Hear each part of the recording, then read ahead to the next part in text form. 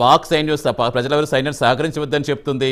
నిజంగా ఒక్క మాట అనుకుంటే అసలు అయిపోదా? కానీ మనకి అవన్నీ అవసరం లేదు కదా. మన ఉగ్రవాద నిర్మూలన ప్రధాన లక్ష్యం అనుకుంటున్నాం, కానీ పాక్ ప్రజలు పాకిస్తాన్ అంతర్జాతీయంగా జరిగిన ఒడంబడికలు కానీ యుద్ధ నీతిని కానీ మనం పాటిస్తాము, నిబద్ధతతో మనం పనిచేస్తాం కాబట్టి ఆగింది కదండి.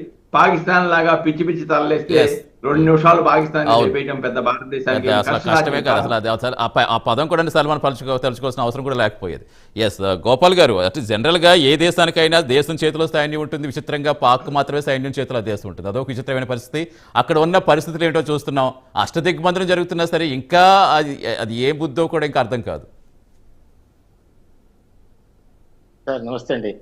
ఫస్ట్ ప్రయారిటీ ఆపరేషన్ సింధూర్లో స్వర్గస్థులైనటువంటి మురళీ నాయక్ గారికి, వాళ్ళ కుటుంబ సభ్యులకి ప్రగాఢ సానుభూతి తెలుపుతున్నామండి.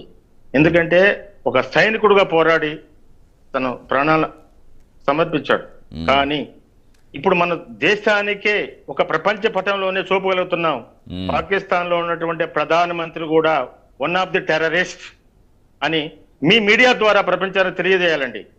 మీకు అర్థమైంటే అది వాళ్ళు పోషించేటువంటి ఆర్మీ చీఫ్ మునీర్ అయితేనేమి వీళ్ళ ద్వారానే ఇంత జరగాల్సి వచ్చింది.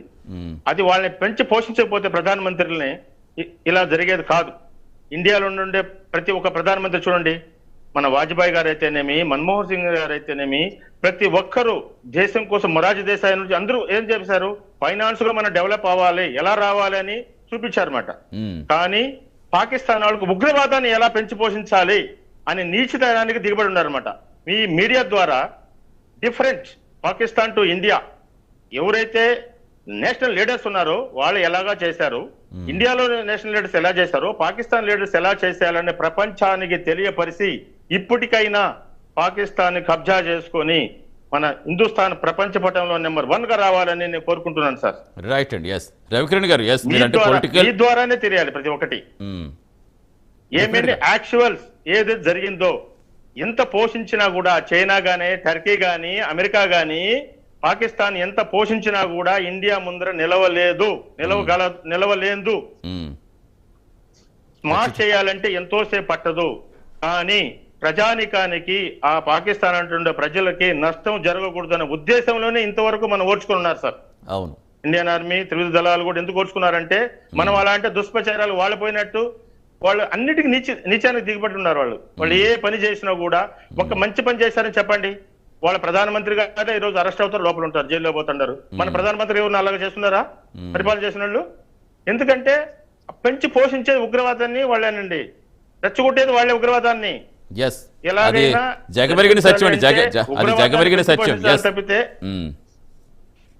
సత్యమెరిగిన సత్యం అన్ని ప్రపంచ కంట్రీలని దీన్ని అబ్జర్వ్ చేయాలి. 1948 లో డివిజన్ అయినప్పటి నుంచి ఈ దినం వరకు ఇండియా హిస్టరీ ఏమి, పాకిస్తాన్ హిస్టరీ ఏమి, ఎన్నిసార్లు మన పైన అటాక్ చేసినా, కౌంటర్ చేసినా కూడా మనం ఎందుకు సహనంగా ఓర్చుకుని ఉన్నాము అనేది ప్రపంచ దేశాలకు తెలియపరిచి దాని తర్వాత మనం ఈ రోజు అటాక్ చేసామంటే, స్మార్ట్ చేసామంటే ఇంకా చాలా బెస్ట్ గా ఉంటుంది సార్. నా ఒపీనియన్ ఏమంటే ఇంతవరకు జరిగింది కాదు, ఇంకా జరగబోయే విషయాన్ని ముందుగానే చూడండి. ఇలా చేశారు, ఒక్క లీడర్ అయిన వాళ్ళలో పరిపాలించగలిగినారా? సానుభూతి ఉండదా? లీడర్ పైన సానుభూతి లేనటువంటి ఉగ్రవాదిని, పాకిస్తాన్ ని మట్టి పెట్టడమే బెస్ట్ అండ్ షూటబుల్ ఐటమ్. వాళ్ళపైన సానుభూతి జరపకూడదు సార్. ఎస్ సార్ రవికిరణ్ గారు, మీరంటే పొలిటికల్ కరెస్పాండెంట్ గా ఉన్నప్పటికీ మీరు నార్మల్ కూడా జనరలైజ్ చేసి మాట్లాడతారు.